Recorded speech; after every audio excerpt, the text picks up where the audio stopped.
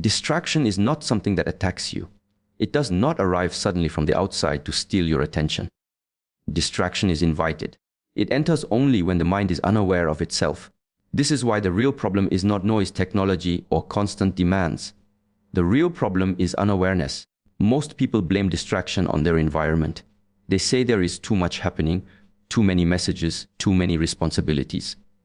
But two people can sit in the same room, with the same sounds, the same devices, the same interruptions, and experience completely different levels of focus. One remains centered, the other becomes scattered. The difference is not circumstance. The difference is awareness. When awareness is strong, distraction loses its power. When awareness is weak, everything becomes a temptation. The mind that does not observe itself is easily pulled outward. It reacts automatically, without choice, without pause. It moves from one stimulus to the next, believing it is responding to life, when in reality it is being controlled by habit. Unawareness means living on autopilot. It means reaching for the phone without knowing why. It means opening an app and forgetting what you intended to do. It means switching tasks without noticing the internal discomfort that caused the switch. These actions appear small, but they reveal something deeper. They show a mind that is not present with itself. Distraction thrives in this absence of presence. It fills the gaps left by unawareness. When you do not know what you are feeling, distraction numbs it. When you do not want to face boredom, distraction offers stimulation. When you do not want to sit with uncertainty, distraction provides movement. It becomes a substitute for awareness. The mind avoids stillness because stillness exposes what has been ignored. In silence, thoughts become louder. Emotions rise. Restlessness appears. Without awareness, these experiences feel threatening. The mind seeks escape, and distraction becomes the easiest exit. But when awareness is cultivated, these same experiences lose their grip. Boredom becomes a sensation, not a problem. Restlessness becomes energy, not anxiety. Silence becomes space, not emptiness. Awareness transforms the relationship with the mind. To be aware is to observe without immediately reacting. It is to notice the impulse to check, scroll, switch, or avoid without obeying it. This moment of noticing creates distance, and in that distance, choice becomes possible. Most people believe they lack focus. In truth, they lack awareness of where their focus goes. Attention does not disappear, it is simply redirected unconsciously. Awareness brings attention back under your control. Unawareness is subtle. It hides behind busyness. It disguises itself as productivity. A person can be active all day and still be deeply unaware. Movement is not presence. Noise is not engagement. Constant activity often masks a deep inability to stay with one thing. The distracted mind believes it is multitasking. In reality, it is fragmenting itself. Each switch leaves residue. Each interruption weakens clarity. Over time, the mind becomes trained to avoid depth. It skims instead of settles. It reacts instead of responds. This pattern does not begin with devices. It begins with discomfort. The moment something feels difficult, slow, or demanding, unawareness steps in. The mind drifts away instead of staying. Distraction becomes a coping mechanism. Awareness interrupts this pattern. It asks a simple question: what am I doing right now and why? This question alone can dissolve hours of unconscious behavior. It brings the mind back into the present moment where power exists. Without awareness, discipline feels forced. With awareness, discipline becomes natural. You do not need to fight distraction when you clearly see what it costs you. Seeing is enough. Clarity creates restraint. The unaware mind seeks constant input. It fears missing out. It fears silence. It fears being alone with itself. The aware mind becomes selective. It chooses what deserves attention. It understands that attention is limited and therefore valuable. Unawareness drains energy. Each unconscious shift demands effort. Each unnecessary stimulus creates fatigue. This is why distraction feels exhausting, even though it appears effortless. Awareness conserves energy by simplifying experience. When you are aware, you notice the moment attention slips. You feel the pull before it becomes action. You sense the urge before it becomes habit. This early recognition is the key. Once the mind has already escaped, awareness arrives too late. Training awareness is not complicated. It is repetitive. It is returning again and again to the present moment, to the breath, to the body, to the task in front of you. Each return strengthens the inner muscle of presence. Awareness does not demand perfection. It accepts wandering, but it refuses unconsciousness, Every time you notice distraction, you have already won. The noticing itself is awareness. Over time, awareness changes identity. You no longer see yourself as someone who is easily distracted. You see distraction as a passing state, not a defining trait. This shift is powerful. Distraction loses its authority when it is seen clearly. It cannot dominate a mind that observes it. It only controls a mind that is unaware of its own movements. The enemy is not the world. The enemy is not stimulation. The enemy is the absence of awareness.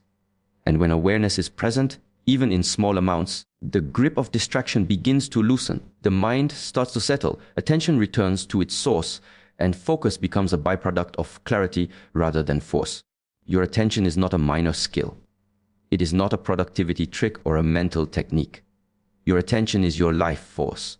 Whatever receives your attention receives your energy. Whatever receives your energy begins to shape who you become. Look at your life honestly. Look at where your days go. Look at what occupies your mind when you wake up, when you work, when you rest, when you are alone.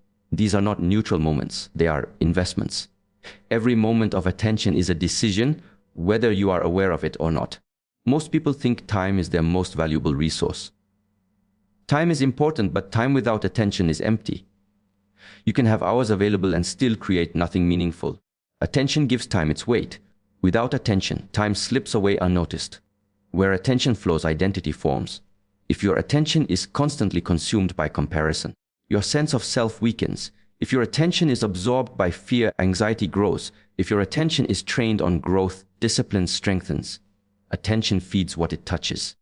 This is why attention must be guarded. A life without control over attention becomes a life directed by impulses, algorithms, habits, and reactions. You may believe you are choosing, but in reality your attention is being pulled, redirected, and fragmented without consent. Every distraction extracts a small payment, not immediately visible, but cumulative. Clarity fades, depth becomes uncomfortable, stillness feels foreign. Over time, the mind forgets how to stay with one thing. Attention is the bridge between the inner world and the outer world. What you attend to internally shapes how you experience everything externally. Two people can live the same event and walk away changed in opposite ways because their attention focused on different aspects of the experience. When attention is scattered, energy leaks. You feel tired without having done meaningful work. You feel overwhelmed without facing real danger. This exhaustion is not from effort, but from constant switching. Each shift drains vitality. A focused mind is not tense, it is calm. True focus does not feel forced, it feels settled. When attention rests fully on one thing, the nervous system relaxes. There is no inner conflict, no mental tug-of-war. Most people avoid focus because it requires presence. Presence exposes discomfort, it reveals resistance, it removes escape routes. Distraction numbs this experience, it provides relief without resolution. But every time you escape discomfort through distraction, you weaken your attention. You teach the mind that it cannot stay. You reinforce the belief that stillness is unsafe. Attention grows through use. Just like a muscle, it strengthens when challenged. Small moments matter. Finishing a task without checking, listening without preparing a response, sitting without stimulation. These moments train attention to remain. What you consistently attend to becomes familiar. Familiarity turns into comfort. This is why attention should be directed intentionally. If you constantly attend to chaos, chaos becomes normal. If you attend to calm, calm becomes accessible. Attention determines the quality of relationships. When attention is divided, connection weakens. When attention is full, presence is felt without words. People sense when they have your attention. They also sense when they do not. Attention also shapes suffering. Pain is inevitable, but attention determines whether pain becomes prolonged suffering. When attention clings to stories, resentment grows. When attention stays with sensation, pain passes more quickly. A mind without trained attention is easily manipulated. It reacts before understanding. It follows trends without reflection. It absorbs narratives without question. Control of attention is control of influence. Reclaiming attention begins with noticing where it goes, not judging, not forcing, simply seeing. Awareness precedes discipline. You cannot protect what you do not see. Reduce what competes for your attention. Not everything deserves access to your mind. Silence is not absence. Silence is recovery. Space allows attention to gather itself. Do one thing at a time. This is not a limitation. It is a declaration of respect for your energy. Multitasking dilutes life force. Single tasking concentrates it. When attention is stable, intention becomes powerful. Goals are no longer scattered wishes. They become directed movement. Energy aligns instead of dispersing. The mind that controls its attention controls its direction. The life that controls its attention controls its depth. Attention is not just something you use. It is something you become. What you give your attention to today is shaping who you will be tomorrow. Every glance, every thought, every moment of focus is a quiet vote for the person you are becoming. Your attention is your life force. It is finite. It is precious. And once it is spent, it cannot be recovered. Comfort is often mistaken for peace. Many believe that when life feels easy, when nothing demands effort, when resistance disappears, they have arrived at balance. But comfort does not strengthen the mind. Comfort softens it, and a softened mind struggles to hold focus. The human mind adapts quickly. Whatever it is repeatedly given, it begins to expect. When comfort becomes constant, the mind loses its ability to stay with difficulty. The moment effort is required, resistance appears. Focus fades not because the task is too hard, but because the mind has not been trained to remain when things are uncomfortable. Comfort removes friction. Discipline is created through friction. Without friction, there is no growth. Without resistance, there is no sharpening of attention. A life designed entirely around ease slowly erodes the ability to concentrate. This is why focus feels difficult for many people. It is not because they are incapable. It is because they are over-comforted. Instant entertainment, instant answers, instant relief have trained the mind to avoid sustained effort. The moment progress slows, the mind searches for escape. Comfort encourages short attention. It rewards switching. It teaches the mind that relief is always available. Over time, the mind becomes intolerant of stillness and depth. Silence feels heavy. Boredom feels threatening. Focus feels exhausting. Discipline restores what comfort weakens. Discipline is not punishment. It is structure. It is choosing what strengthens you over what soothes you. It is staying present when the mind demands release. Discipline reintroduces resistance in a controlled way. It asks you to sit longer than you want to finish what you start, to remain engaged when enthusiasm fades. These moments train the mind to hold attention despite discomfort. Focus is not built during moments of motivation. Motivation is unstable. Focus is built when motivation disappears and discipline remains. This is where attention deepens. A disciplined mind does not wait to feel ready. It acts with clarity, not emotion. It understands that comfort is temporary relief while discipline produces lasting strength. The uncomfortable phase is where most people retreat. They confuse discomfort with danger. The body is safe, but the mind protests. Discipline teaches the mind that discomfort can be survived without escape. Each time you resist unnecessary comfort, you strengthen focus. Each time you delay gratification, you extend attention. Each time you complete a task without distraction, you rebuild mental endurance. Comfort fragments attention. Discipline unifies it. Comfort allows the mind to wander freely. Discipline brings the mind back repeatedly. This repetition is what restores focus. A disciplined environment supports a focused mind. Fewer options reduce mental noise. Clear routines reduce decision fatigue. Simplicity protects attention. Discipline also restores trust within yourself. When you follow through despite discomfort, the mind learns that you are reliable. This internal trust stabilizes focus. Doubt weakens attention. Confidence strengthens it. Comfort promises relief but delivers dependency. Discipline demands effort but delivers freedom. Freedom from impulse. Freedom from constant craving. Freedom from mental restlessness. The mind that is accustomed to comfort panics at difficulty. The disciplined mind recognizes difficulty as training. One avoids effort. The other uses it. Discipline is built through consistency, not intensity. Small acts done daily matter more than extreme efforts done occasionally. Waking at a consistent time. Practicing without excitement. Working without distraction. Comfort seeks pleasure. Discipline seeks alignment. When actions align with values, focus becomes easier. Attention follows purpose. The absence of discipline creates chaos within the mind. Competing desires fight for attention. Focus dissolves into indecision. Discipline brings order. It creates hierarchy. What matters most receives attention first. A disciplined mind can rest deeply because it has earned rest. Comfort without effort never satisfies. It dulls rather than restores. Focus is not lost forever. It is weakened through neglect. Discipline is the act of returning to training, returning to effort, returning to presence. Discipline does not remove comfort from life. It places comfort in its proper position. Comfort becomes recovery, not escape. Rest becomes intentional, not compulsive. When discipline is present, focus becomes natural. The mind stops seeking stimulation. It becomes content with depth. Stillness no longer feels empty. It feels stable. Comfort weakens focus slowly and quietly. Discipline restores it deliberately and patiently. One dissolves attention. The other rebuilds it through repeated choice. The quality of your focus reflects the quality of your discipline.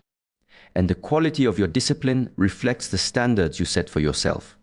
Stillness is often misunderstood. Many believe stillness arrives when life calms down, when stress disappears, or when emotions settle on their own. They wait for the right mood, the right moment, the right conditions.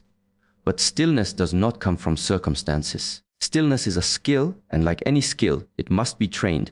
A mood is temporary. It shifts with sleep, food, weather, success, failure. If stillness depended on mood, it would be unreliable.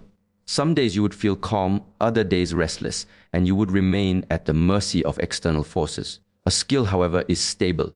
It can be accessed regardless of conditions. Stillness is the ability to remain internally steady while everything around you moves. It is not the absence of thoughts, emotions, or noise. It is the ability to not be pulled by them.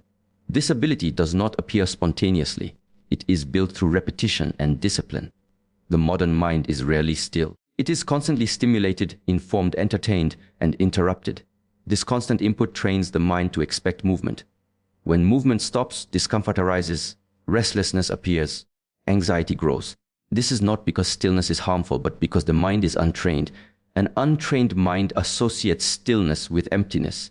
It fears that nothing is happening. It confuses stillness with stagnation. In reality, stillness is where clarity forms, but clarity requires patience. Training stillness begins with allowing the mind to be uncomfortable without escaping. The moment you sit in silence, the mind reacts. Thoughts multiply. Urges intensify. The body shifts. The impulse to distract becomes strong. These reactions are not signs of failure. They are the material of training. Every time you remain present instead of reacting, you strengthen stillness. You teach the nervous system that it is safe to be calm. You show the mind that movement is not always necessary. Stillness requires effort before it becomes effortless. In the beginning, it feels unnatural. The mind rebels because it is losing its usual outlets. Over time, as stillness is practiced, the rebellion weakens. Calm becomes familiar. This is why stillness cannot depend on motivation. Motivation fades. Discipline sustains practice. You sit not because you feel calm, but because you are training calm. Stillness also reveals truth. When the noise fades, patterns become visible. You see how often the mind worries, replays, imagines. Without stillness, these patterns remain hidden, controlling behavior unconsciously. Many avoid stillness because they do not want to see what arises. But avoiding stillness does not remove these patterns. It only keeps them hidden. Stillness brings them into awareness, where they can lose power. A skilled stillness does not suppress thought. It observes thought without engagement. This distance weakens mental turbulence. Thoughts arise and pass without carrying you away. Stillness strengthens focus. When the mind learns to stay, attention stabilizes. You become less reactive, less impulsive, less scattered. Decisions become clearer. Actions become deliberate. Stillness also strengthens emotional regulation. When emotions arise, the still mind does not immediately act. It creates space between feeling and response. This space is where wisdom lives. Stillness is not passive. It is alert. It is awake. It is grounded. It allows you to respond rather than react. This is why stillness increases effectiveness rather than reducing it. Practicing stillness does not require isolation or silence. It can be trained in daily life. Walking without headphones, eating without screens, breathing without distraction. These moments accumulate. Each moment of stillness is an act of self-leadership. You choose presence over impulse. You choose awareness over escape. These choices build inner stability. The skill of stillness extends beyond meditation. It appears in conversation when you listen without preparing a reply. It appears in conflict when you pause before reacting. It appears in pressure when you remain centered. Stillness protects energy. Constant reactivity drains the system. Stillness conserves strength. It allows recovery without collapse. A mind that has trained stillness does not need constant stimulation. It becomes content with simplicity. It is no longer desperate for distraction. Peace becomes accessible without conditions. Stillness cannot be rushed. It develops at its own pace. Forcing calm only creates tension. Allowing the process builds trust. With practice, stillness becomes familiar. The mind learns that it can rest without losing control. Presence replaces agitation. Stillness is not a personality trait. It is not reserved for certain people. It is a trainable capacity available to anyone willing to practice. When stillness becomes a skill, it is available even in chaos, even in uncertainty, even in pressure. And when stillness is no longer dependent on mood, it becomes a foundation rather than a fleeting experience. Most people believe their problem is time. They say there are not enough hours in the day, not enough space to think, not enough room to breathe. They chase better schedules, productivity systems, and efficiency tools, hoping to create more time. But time has not changed. What has changed is noise. Noise is not only sound. Noise is information. Noise is interruption. Noise is constant input. Noise is the endless demand for attention that never allows the mind to settle. This is why even when time increases, clarity does not. You can clear an entire day and still feel rushed. You can finish all your tasks and still feel mentally exhausted. The problem is not duration. The problem is fragmentation. Noise fractures attention. Each notification, each thought, each unnecessary input pulls the mind in a different direction. The mind never fully arrives anywhere. It is always transitioning. This constant shifting creates the illusion of speed while draining energy. A noisy mind experiences time differently. Minutes feel shorter, tasks feel heavier, simple actions require more effort. This is not because the task is difficult, but because the mind is overloaded. Silence, on the other hand, expands time. When noise is reduced, attention stabilizes. Actions become efficient without force. You move slower but accomplish more. Presence stretches each moment. Noise does not always announce itself. It hides in habits, checking repeatedly, consuming endlessly, filling every pause. These habits feel harmless, but they prevent depth. The mind never rests long enough to recover. Many people fear silence because silence removes distraction. When noise fades, awareness sharpens. You notice tension. You notice fatigue. You notice thoughts you have been avoiding. Noise acts as a buffer between you and yourself. But avoiding awareness does not create peace. It creates numbness. True rest comes from quiet attention, not from constant stimulation. Reducing noise is an act of discipline. It requires saying no to what is unnecessary. Not everything deserves your attention. Not every message requires response. Not every thought requires engagement. Noise thrives on availability. When you are always accessible, your attention becomes public property. Boundaries restore ownership. When you choose when and how to engage, noise loses control. A quiet environment supports a quiet mind. Fewer inputs create more space. This space allows thinking, reflection, and creativity to emerge naturally. Noise also exists internally. Worry, rumination, mental rehearsal. These thoughts consume attention without producing action. Learning to observe thoughts without following them reduces internal noise. Less noise reveals priorities. When the mind is quiet, what matters becomes clear. Decisions simplify. Urgency fades. You act with intention rather than pressure. Noise creates urgency where none exists. Everything feels important. Everything feels immediate. Quiet restores proportion. You see what truly requires action and what can wait. You do not need to fill every gap. Pauses are not wasted time. They are integration points. They allow the mind to process and reset. Reducing noise improves focus. Focus improves quality. Quality reduces the need for repetition. This is how less time produces better results. Silence also restores emotional balance. Constant noise keeps the nervous system alert. Quiet allows it to regulate. Calm becomes accessible without effort. Choosing less noise is not withdrawal. It is refinement. You engage more deeply with fewer things. Attention becomes concentrated rather than diluted. Noise makes life feel rushed. Quiet makes life feel full. You do not need to do more. You need to remove what interferes. Subtraction creates clarity. When noise reduces, time feels abundant. You stop chasing moments. You begin inhabiting them. This shift changes how you work, how you rest, how you relate. Presence replaces pressure. Simplicity replaces overwhelm. Less noise does not mean less life. It means clearer life. It means attention is no longer scattered across trivialities. Time has always been enough. It is the noise that made it feel scarce. The mind is a powerful instrument, but it is not self-governing by default. Left untrained, it moves according to habit, impulse, and reaction. It seeks stimulation, avoids discomfort, and follows whatever appears most urgent in the moment. This is why the mind must be mastered. If it is not guided, it will scatter your energy in every direction. A scattered mind creates a scattered life. Attention jumps from thought to thought, task to task, emotion to emotion. Nothing receives full presence. Effort increases while results diminish. You feel busy yet unfulfilled, active yet unfocused. This is not because you lack ability, but because the mind is leading instead of being led.